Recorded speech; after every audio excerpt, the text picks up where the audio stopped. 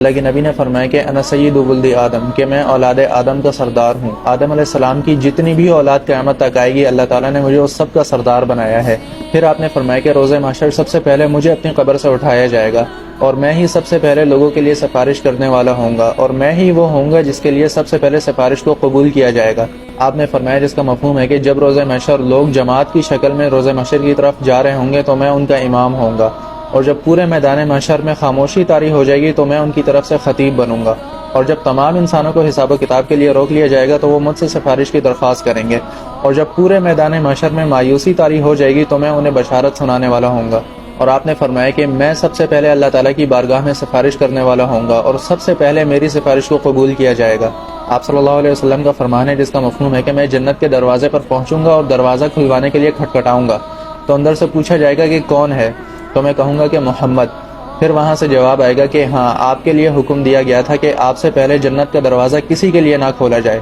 اللہ کے نبی نے فرمایا کہ تم میرے لیے اللہ تعالیٰ سے وسیلے کی دعا کیا کرو۔ تو صحابہ نے پوچھا کہ یا رسول اللہ، وسیلہ کیا چیز ہے؟ تو آپ نے فرمایا کہ وسیلہ جنت کا اعلیٰ ترین بلند ترین مقام ہے، اور اللہ تعالیٰ وہ مقام صرف ایک ہی آدمی کو، ایک ہی شخص کو عطا کرے گا، اور مجھے امید ہے کہ وہ شخص میں ہوں گا۔ ایک دفعہ صحابہ کرام بیٹھے ہوئے آپس میں گفتگو کر رہے تھے تو بعض صحابہ نے کہا کہ اللہ تعالیٰ نے ابراہیم علیہ السلام کو اپنا خلیل بنایا، موسیٰ علیہ السلام کو کلیم بنایا، عیسیٰ علیہ السلام روح اللہ ہیں، آدم علیہ السلام کو اللہ تعالیٰ نے خاص طور پر چنا۔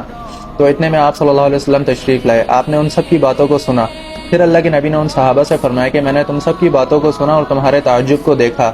حقیقت یہی ہے کہ اللہ تعالیٰ نے ابراہیم علیہ السلام کو خلیل بنایا، موسیٰ علیہ السلام اللہ تعالیٰ کے کلیم ہیں، عیسیٰ علیہ السلام روح اللہ ہیں، کلیمت اللہ ہیں، حضرت آدم علیہ السلام کو اللہ تعالیٰ نے خاص طور پر چنا۔ پھر اللہ کے نبی نے ان صحابہ کو اپنا مقام بتایا، الا وانا حبیب اللہ ولا فخر، کہ سن لو، یاد رکھو کہ میں اللہ تعالیٰ کا حبیب ہوں اور مجھے اس بات پر فخر نہیں ہے بلکہ یہ بات بھی حقیقت ہے۔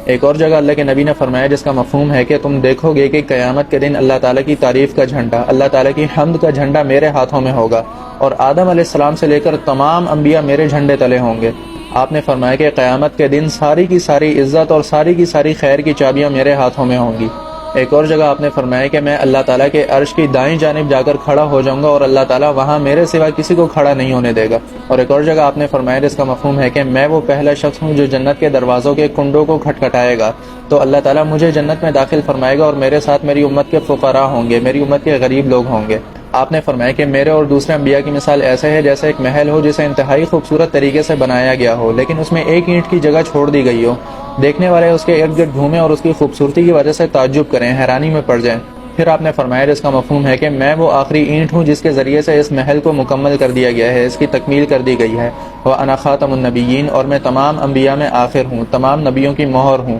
میرے بعد کوئی نبی نہیں آئے گا۔